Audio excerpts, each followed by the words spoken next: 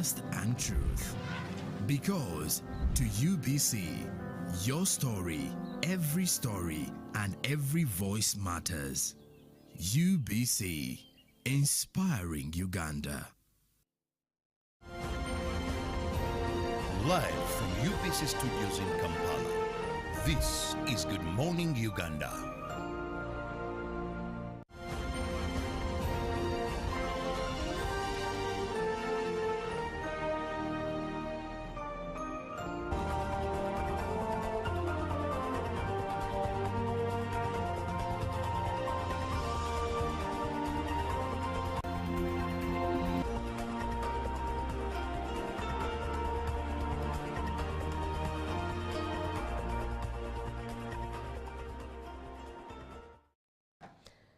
Well, good morning, Uganda. Thank you so much for choosing to watch UBC TV. My name is Julie Nantabamosisi, and it's that time for The Real, where we get to engage in a discussion. Sometimes just us, you, ourselves here, and sometimes with an expert alongside us. Now, in today's rapidly changing world, academic excellence is not just the qualification one needs. One needs more to life skills and values. Being equipped with that is one that ticks them off on how to manage the fast-changing world. But how does one attain it? How do they get into it, especially for a country like Uganda that simply just started that direction in its education curriculum in just the year 2020. So for us to understand it, we are looking at still nurturing life skills and values, but in particular teaching specific problem-solving skills. And in studio with me is Mr. Pius Patrick Akol, who is a national trainer at Uwezo, Uganda. Good morning, Patrick. Good morning, Julie. Thank you so much for joining us. Thank you for having me here. Right. Yeah. So let's just start off with the basic knowledge. What exactly are these life skills and values? What do they look like? Well, thank you. Life skills are those abilities everybody needs in order to deal with everyday challenges that we experience. Examples include problem solving. That is a focus for this campaign of the Action for Life Skills and Values in East Africa, and which we began in May this year, and in which we gathered our partners, 6 of them. We have one in Tororo, we have in northern Uganda we have Oyam, and then in western we have Shema and Kanungu, and then we also have in central region here we have Kampala, and then that is Mukono. So being the abilities that one requires in this fast changing world, really an umbrella organization comprising of 70 civil society organizations launched this program called the Alive, and in which the bigger goal is to see that the youth are empowered to have those life skills and values to cope with this fast demanding world, the 21st century challenges. We have the ICT area that most of the learners need, and then there's also mathematics, it's one of the skills, but then also for values generally. If you look at the context of Uganda, for example, you also need things like patriotism, you need love, you need respect, and then, yeah, I think that is pretty, some of the values that we need. Right. Yeah. Right. And you've talked about these things being taught to, in the 21st century that that is as fast as we can see it. And I'm wondering, where have all of these been? Because many of us have been educated through the 21st century, and all we wish is we had this opportunity. But thank God it's here. But how do you define life skills in the context of education first and then development? Okay, well, I'll give a little context in which, first of all, to help our viewers understand why we arrived at this point in the first place. So in about 2022, Alive conducted a study called the Life Skills, Assessment of Life Skills and Values in East Africa, in which Kenya, Tanzania, Uganda and Zanzibar participated. Specifically in Uganda we had 20 districts. So we assessed about 3 life skills, and that is problem solving, and then we had the self-awareness, and then we had collaboration as the 3. Then the value was respect. So what was striking is that problem solving was the most, the poorest sort of performed, Right. if you could say. And in that case, we had about 2% of our young people aged 13 to 17, that was the assessment group, really demonstrating that the levels were really very, very low. This compared, of course, to our counterparts in Kenya, Tanzania, and Uganda.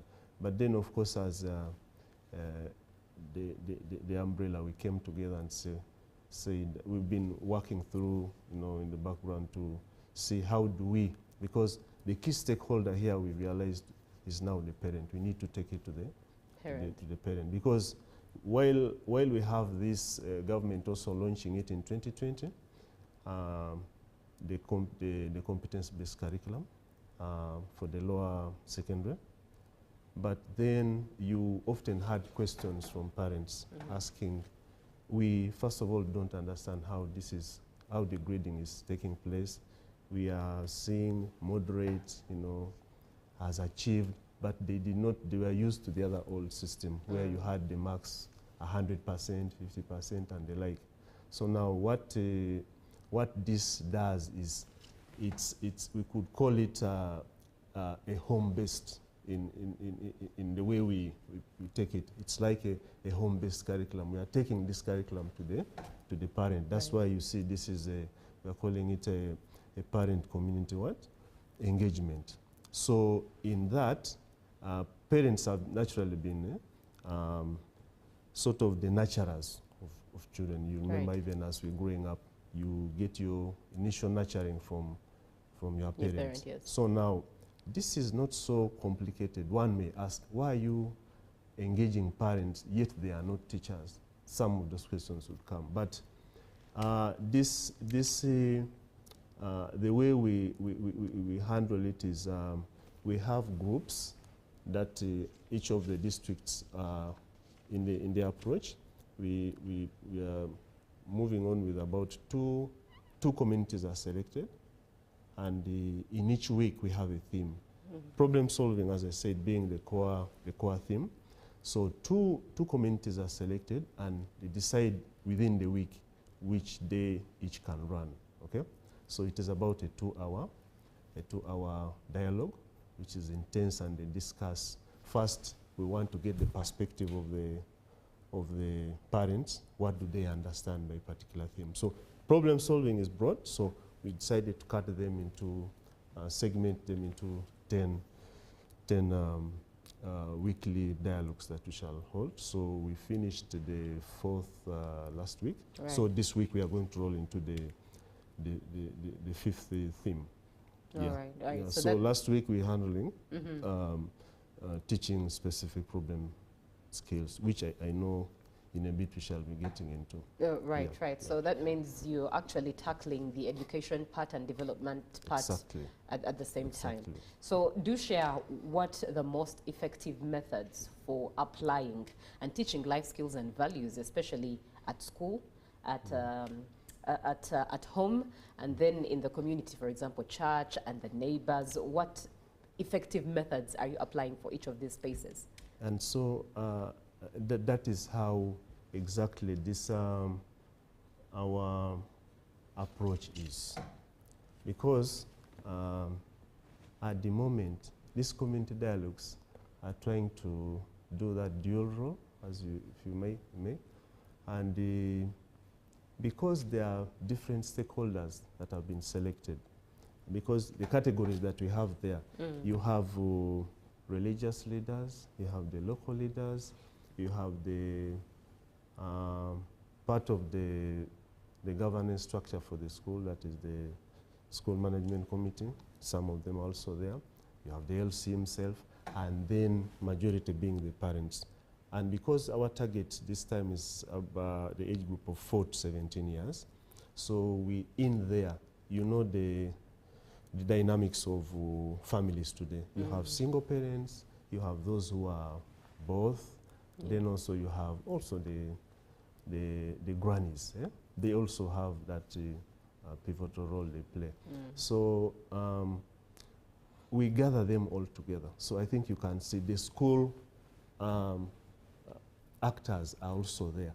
So then when we have this dialogue, we tap into what do those in the school say, what do the parents say, what does the church say. So it is all that fusion that now helps us to provide it. But then as those dialogues are going on, we allow in the groups the exploration of what are you doing. First of all, we seek to understand what they are doing as parents, as community. And as you know, it takes a community or a village. Yes, in African, in Africa it's a village. Yes. It's a village, although that is being, from feedback we have, it's also being challenged now. Right. As we shall talk about it in a bit, on the challenges that they are now experiencing. So you see that we now task the parents after that exploration. We now, because we are using sort of a framework now, we have a manual that we developed. Of course, it's through a rigorous process. We have a manual that we use as a guide to guide them. We are not really inventing the wheel to say the parents don't know what they are doing. They've been doing something, we recognize that. But then we are now sort of providing them a guided approach that is more directional, more intentional, so that you make it more deliberate. If you have been, for example, telling the child, let us go, sit in the car and go, you could ask them the question that, okay, today we want to go to the market. Should we walk? Should we take a border? Now you're nudging them. You are now nudging them, exactly, stimulate them. So that is how the approach now that in your question you're asking that is triggered now at home. What do we do? So now you begin to, that's now problem solving. You begin to question.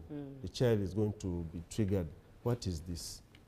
So what do we do? Yes. So you keep guiding them, working with them, and then you will eventually propose solutions. Of course, you already have either you walk and then either you go with the border. So you weigh the pros and cons for each of them. And then, exactly, with them, you work it out through with them. And then after which, you then now go to agree on what you should now do. And then you decide on which best. So it's essentially showing them that their voice matters. Exactly. Now, are these methods age appropriate? Are they based on age brackets? Exactly. So again, as you realize, most of those questions or approaches that we do try to utilize have definitely to be age appropriate, because the manner in which you sort of approach or respond to a child varies, okay? Even the tasks that you give them to stimulate, sort of to provoke their thoughts on problem solving have to be age appropriate. And then secondly, you will realize that, for example, at home, to make it, to drive the point back home, and in seeking to see how, again, you are nurturing problem solving, there are those tasks that could be for the lower level, maybe 5 years and below and so on, where you could just try to use puzzles, those small tasks around home. And then there are those for children of about, say, 10 years and above, You could, for example, in a day choose to say, you as mommy, you are leaving home, and say today, find what to prepare a meal for yourself. You have been preparing, doing it for them, right? Now this time you're saying you're leaving there some money, and then see how it plays out. Yeah. So they will, you already putting the task before them. Right. So to begin to have that way of thinking and acting independently, and that is the bigger goal we really want to have, that we want to have independent thinkers, Right. problem solvers for tomorrow. Right. Yeah. We are looking at nurturing life skills and values, and in particular, teaching specific problem-solving skills. And in studio with me is Pius Patrick Ako, who is a national trainer at Uwezo, Uganda.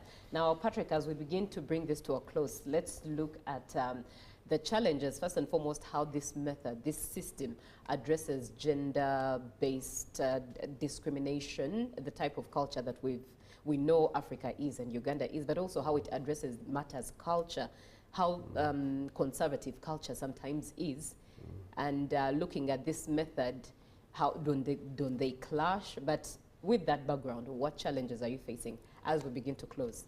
Yeah, well, from what is already the insights we get from the dialogues we have had so far, we have not per se had a clash in terms of culture directly or it being discriminatory on the gender, but contrary to that, we've had the community, all, both men and women, including the elderly, accept that this is something that should have come long time ago. Right. And then also there are several admissions that we should have, I mean, there are several mistakes that they committed. For example, silencing the why questions. Okay? Even like as we speak right now, at home, a child might be asking their parent, why is Julie and someone maybe called Patrick inside our TV? How come? Right, yes, okay? yes. That is a curiosity question. How did they get inside there? So, but then most times, of course, the parents have admitted yes, they could maybe not answer just deliberately, and then they could deflect it. Right. But there has not been that sort of negative or bias towards it. It is fusing in very well so far, Right. because the actors that are involved are all inclusive to start with, and we are very hopeful that the campaign will run smoothly. Right. Thank you so Yes. much, Patrick, Yes. for giving us that detail and painting that detailed background. It's really been one that is eye-opening, and hopefully we'll have you back to engage more with this particular conversation. But that's it from today's Real Conversation. We've been looking at nurturing life skills and values, and in particular teaching specific problem-solving skills. I am glad that Patrick has given us a report that the communities are welcoming and embracing this, especially when it comes to culture. We've grown up in a culture where parents are not questioned, where respect is translated as you do not say anything back, you do not share your 2 cents, you just keep quiet. But I'm glad this hasn't been the issue, and this method of raising the next generation of Uganda is being welcomed. Let's embrace it. I believe it's good, I believe it's beautiful, and I look forward to it for my own children. But up next is GMU Tourism Express. Zakia Lucky is here to make sure that you get the best out of that. Good morning, Uganda.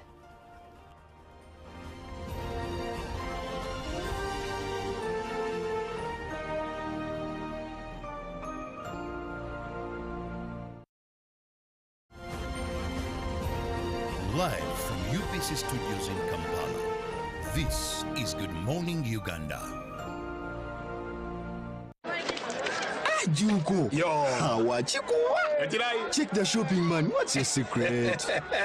Haven't you heard of the parish development model, PDM? Yes, I did, but I thought it was just a talk. No, Sebatia. It is real. I and a few friends together formed a circle, accessed money from the PDM, invested in a portrait project, and now things are moving. Juko. I thought I was one of your friends. You are. But you left me behind. I didn't leave you in poverty. What you do, just visit your LC2 chairperson and your parish chief and start the process of economic transformation. Just like that. The parish development model is an initiative from the government of Uganda through the Ministry of Local Government designed to transform all lives of Ugandans for the better. PDM, my parish, my development, my life.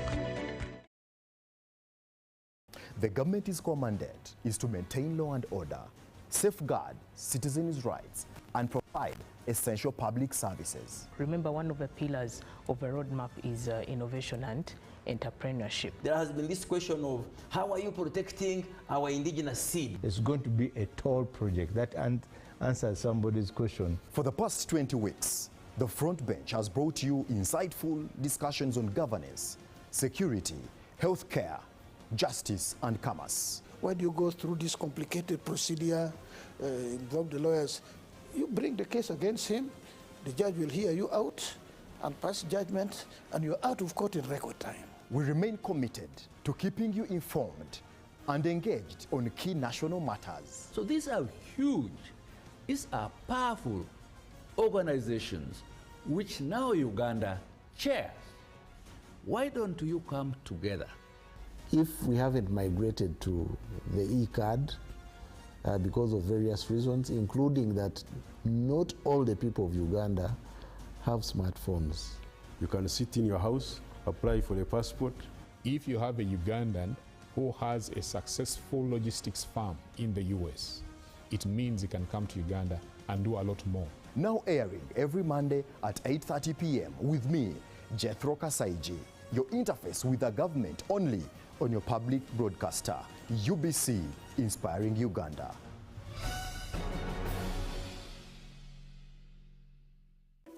In a nation hungry for truth, a world where every story matters, there exists a beacon of trust and reliability. For decades, they've been our voice and our window to the world, holding the mirror of our history. With 4 TV stations and 11 radio channels spanning 27 languages, they stand as guardians of information, defenders of truth. With Mascari Heritage Advantage, they uphold every citizen's right to reliable and free information. Their archived stories shaped our past and illuminate our present. Yet now, as new challenges arise and the world evolves, their mission faces its greatest test yet. Be part of our journey and let's navigate the unknown, uncover the untold, and safeguard our future together. Tune into your public broadcaster, for it is the intersection of trust and truth. Because to UBC, your story, and every voice matters. UBC, Inspiring Uganda. Live from UBC Studios in Kampala, this is Good Morning Uganda.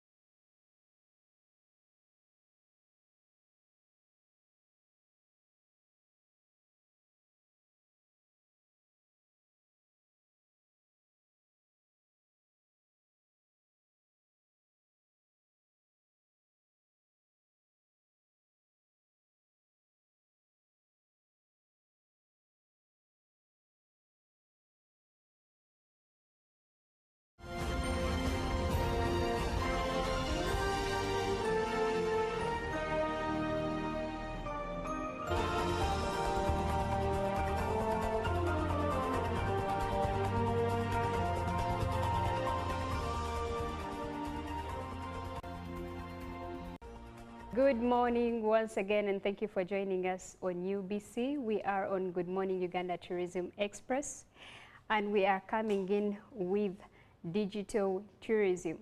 Well, this morning while I was coming, I realized the nightlife was still going on. It's usually hard to tell, but it's just on another level in Uganda. It's a Monday, and I hope people had an amazing weekend. And I think you look forward to having also a productive, beautiful week ahead of us. Well, this morning we're going to be talking about how words can be used as powerful windows in promoting Uganda. And with me is an amazing lady who is going to help us digest this particular topic. She's been in the industry for quite some time.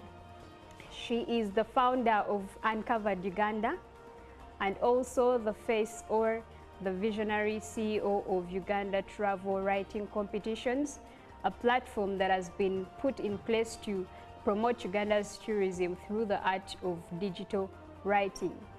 And join me in as we get to welcome Allen Namisango. Irene, good morning.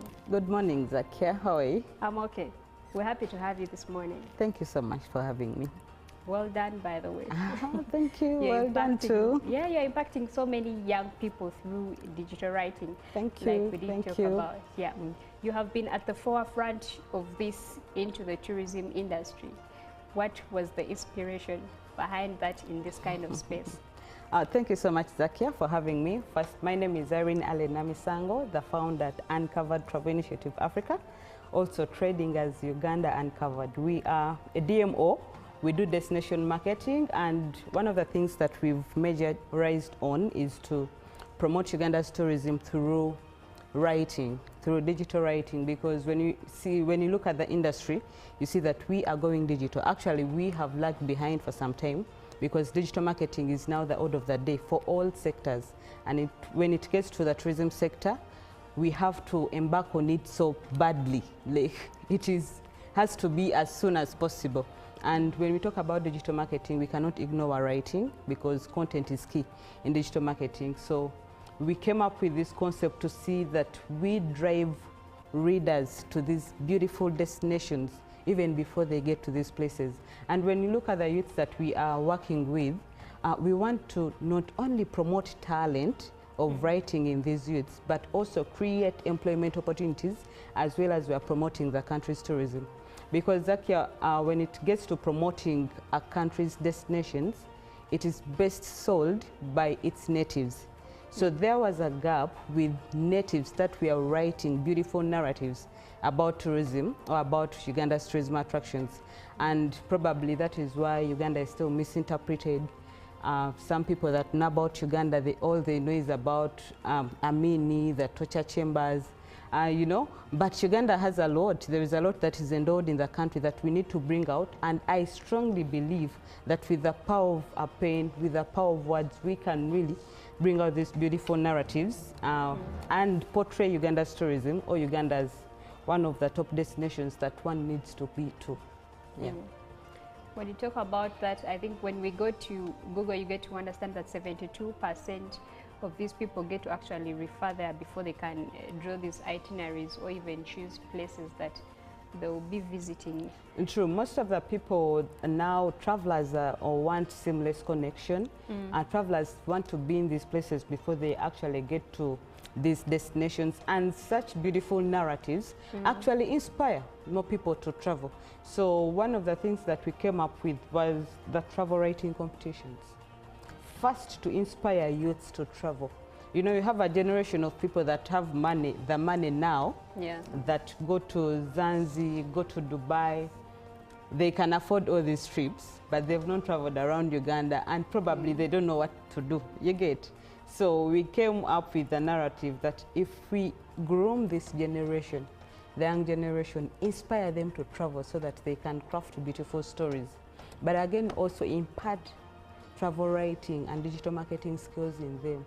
We are building a generation that is going to travel more in the next 5-10 years, inspire their kids to travel more still. So it is sustainability that we are looking at. That is why we are mostly working with the youths, 18 to 35 years. Yeah. When you talk about that, I can relate because looking by the pictures that are showing, I was also wondering why it's only the youths that I'm getting to see, and not probably slightly sustainability. Yeah, absolutely. So what gap are you aiming at filling in this space when you talk about young people traveling less, which I think has come to change? Because today I see a lot of young people always on road trips, especially in Uganda. Actually, with this initiative, digital writing in tourism promotion, at the side of the Gen Zs and millennials, we are looking at, yes, inspiring them to travel, but also using them as a tool to inspire more people to travel. That is why after inspiring them to travel, we want them to share their stories. We are in an era where if you cannot tell the story, Zaki, probably you cannot make the sale. So if we cannot tell these stories about Uganda's destinations, we are not going to be able to make the sales. That is why when we get to the universities, we tell them about the beautiful attractions that we have in the country, the food, the people, the cultures. We want them to learn more about them, explore them.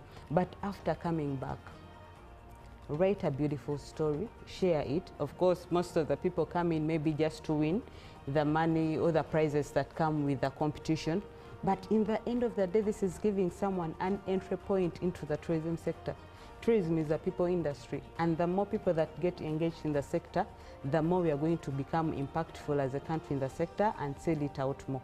So that is why we are mostly with the youths to cover up that gap that people don't know where to go, people don't know what to do, but mostly the Gen Zs and millennials to know where they can go and what they can do. Yeah.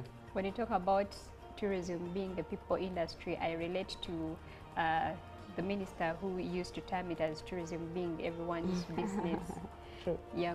But when, you know, Ugandans are quite so unusual with a lot of reading.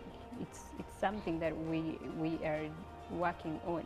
Now, when you put it into writing, how is it going to be?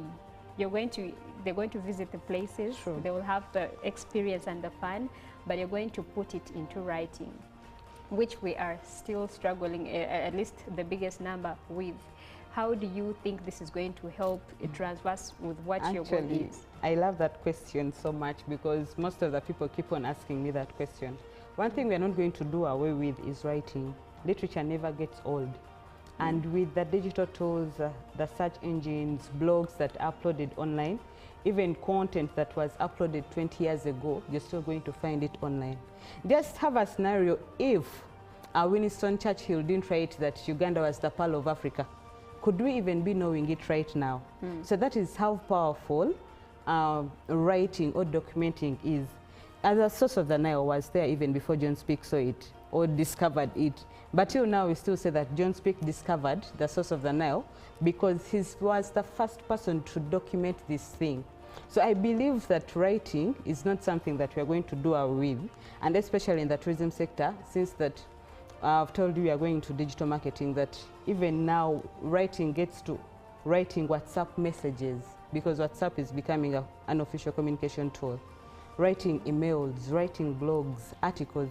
So as much as Ugandans are not so much interested in writing, I believe that even photographers have also learned the concept of writing or captioning. When you look at the content like Senyonyi does right now, he captions his photos and videos so well because he knows now a photo with only Explore Uganda or Visit Uganda no longer makes a lot of content, it doesn't give a lot of wisdom to the people to know about that photo. But with captions, crafted captions, the reader can easily get to know what he's talking about. But again, also writing gives you a deeper depth in the attractions and also the context of these attractions. As much as short videos are going to catch your attention, but writing gives you a deeper and a context attention to these attractions. So that is why I believe we cannot do away with writing. That is a nice one. So as we come to the climax of this show, there's a young person that has not had chance to find this and they would want to be a part of the writing competitions. How can they get to you? Oh, thank you so much, Zakia, for that opportunity. So the 5th edition for the travel writing competitions are now open. They are running and all submissions are free. There is no submission fees. To all youths, actually now not only in Uganda, but across Africa. We've opened the competitions we've made them continental, crossing to different countries, Tanzania, Zimbabwe, Rwanda. We've already launched them in Zimbabwe with some youth groups. And if you want to participate, just know that participation is free. You submitting in your story is free. You only have to submit in a story that is 1,200 words. The theme is encounters that inspire conservation, because conservation is the key right now. So the theme is encounters that inspire conservation. If you are a young personnel, you're interested in tourism, writing, or maybe you just love traveling, you're not a career person in the tourism sector, just participate in this competition. You're going to have an entry point into the sector, but also other amazing things come along. You're going to win $300 US. You're going to win smartphones, fully paid trips, mentorship, training. So a lot is in stock with our partners. Uganda Tourism Board, ITEL, Kainela Farms, like so many people that are partnering with us. And I believe it would be a good opportunity for a youth somewhere there who is watching me to participate in this competition. Thank you. Yes, thank you so much for that information, Irene. It's a good opportunity for you, the youth that is watching, to come and be a part of this, get to promote your country through digital writing. And remember, this particular segment is proudly sponsored by the Uganda Tourism Board. We are still on Good Morning Uganda, and coming in is the business segment with Julie Nantaba.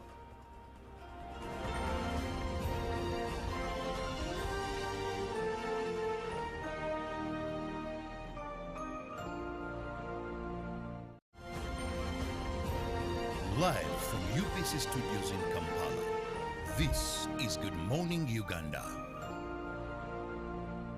The government's core mandate is to maintain law and order, safeguard citizens' rights, and provide essential public services. Remember, one of the pillars of a roadmap is innovation and entrepreneurship. There has been this question of how are you protecting our indigenous seed? It's going to be a tall project that answers somebody's question. For the past 20 weeks, the front bench has brought you insightful discussions on governance, security, healthcare, justice, and commerce. Why do you go through this complicated procedure, involve the lawyers?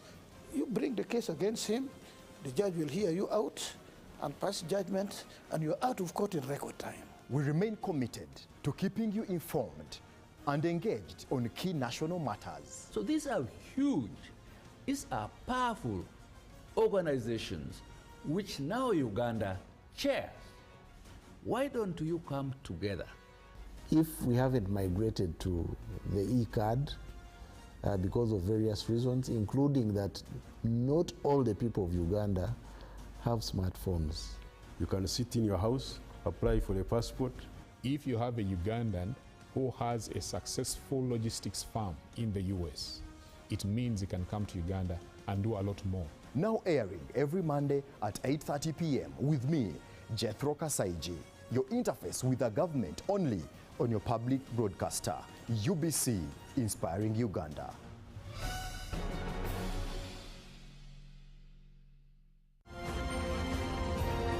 Live from UBC Studios in Kampala, this is Good Morning Uganda.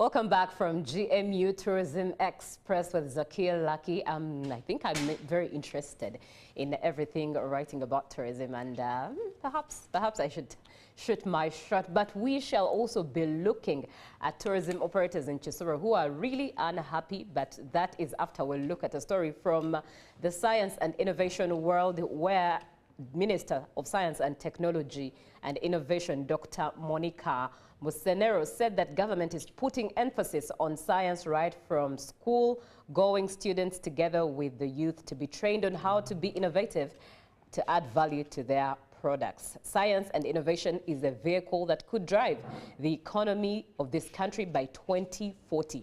Now, this she disclosed during the closure of 3 days consultative meeting on leather and textiles innovation held in Kampala.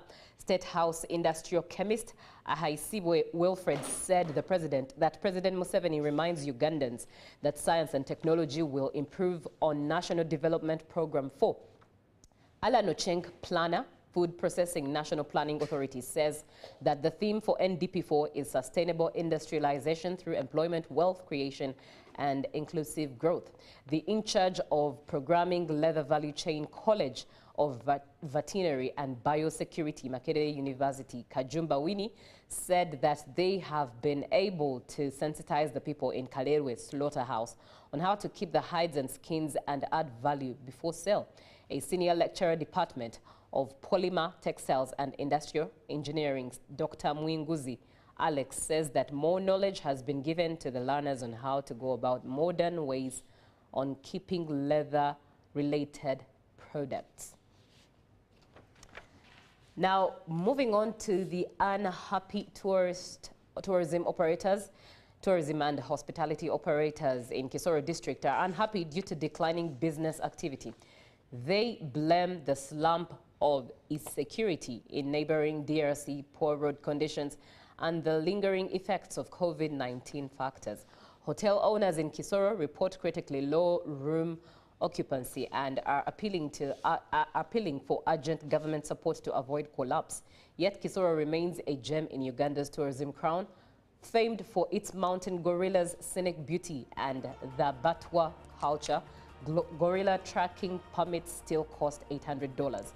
Vice Chairperson Alex Nayambaje says fears linked to DRC conflict and bad roads keep tourists away.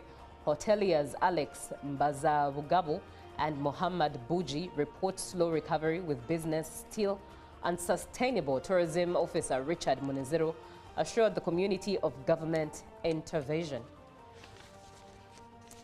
Now, moving on to the forex rates as of 13th June 2025, the US dollar was opening at 3,595.18, buying and selling at 3,605.18, and by midday it had increased value at 3,598.32 and selling at 3,608.32. It closed in at 3,599.59, tremendous value gain there, and selling at 3,609.59. The British pound was buying at 4,870.60 and selling at 4,884.13. And the euro was buying at 4,151.76 and selling at 4,163.30. And the Kenyan shilling was buying at 27.86 and selling at 27.93. The Tanzanian shilling gained tremendous value, buying at 1.39 and selling at 1.39. The South African rand dropped value, buying at 199.98 and selling at 200.53. Now, moving on, the Rotaract Club of Kampala Sese Islands last week installed their new president. The sailors are among the many Rotaract clubs in the Rotary District 9,213. President Maria Asimwe was installed amid excitement from the sailors and their guests, who included Rotarians, Rotaractors, and the business community. Among the promises she made was to continue with the Mulabana project that aims at establishing development and social services among the people at the island of Mulabana in Kalangala district. She further appreciates her predecessor, President David Ataire, for the service above self. We leave you with this report. Event. I'm really so happy to see all my friends, my club members, my family, my workmates coming through to see how I enter into leadership. So I'm so excited about the project launch that has been done. So people have really contributed to the project, and it's really an amazing time. People have really come out, dressed, followed the theme. And they can't leave out all our signature projects of maternity ward and the island, and then also the sickle cells project.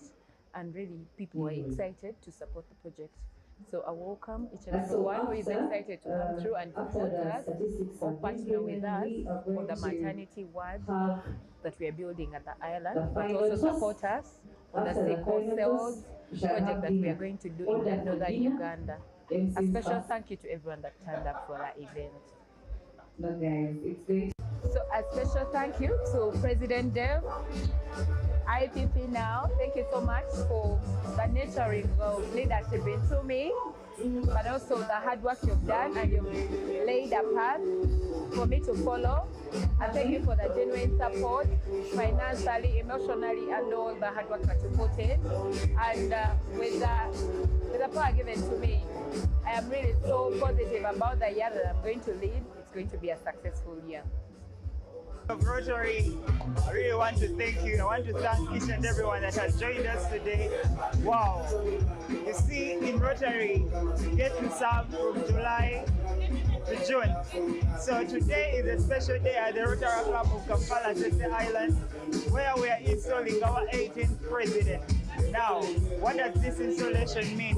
It means that the new leadership has taken over tools of power, and now they're ready to serve. And in Rotary service, you get to serve only 1 year. So in this year of service, I want to thank each and everyone. I want to thank the members of the Rotary Club of Kampala, Sese Island. I want to thank each and everyone. I want to thank UBC that has been with us and moved this journey with us. And wow, what an amazing year that we've had.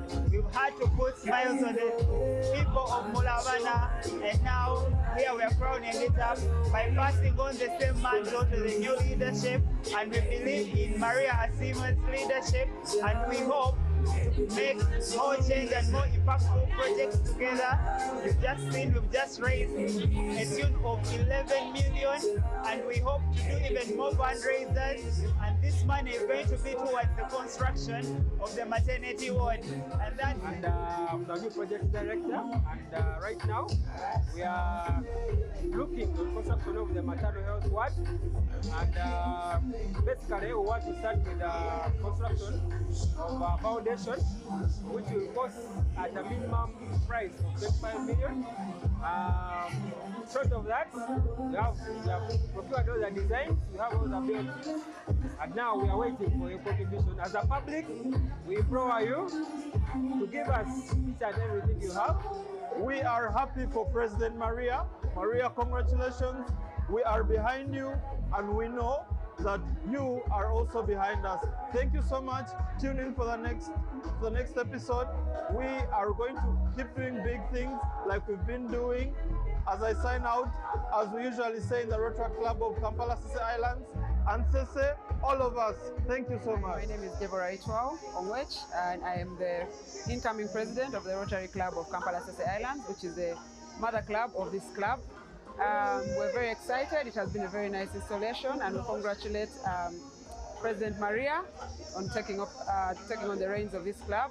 In a special way, I'd like to thank and congratulate President David for his stellar year. He has done very amazing work, and we're looking forward to continuing with this work even in Maria's year. What I heard about Rotary is not what I am seeing, and I think we need to tell people about what Rotary is. The moment you come on ground, so we keep on preaching the word about